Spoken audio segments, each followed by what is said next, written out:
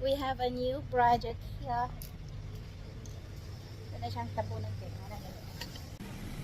Let's go this moment. Here it is. Let's make it a rose. Ito siya ang tunga sa rose. Here's what I made. Here's more.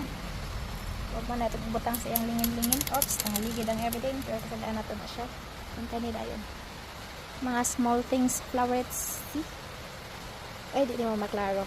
But, mas maklaro ninyo ako ang hugaw sa kuko. So, that's fine. Oops, di siya maklaro. Basta mo na na siya. Ito na siyang butang na green sa ito nga. Ayan, beautiful. Ayan na siya. Ayan na siya, green. Di mo tayo. Malak kayo sa light niya. So, yung anak daw na siya naong kulang pa.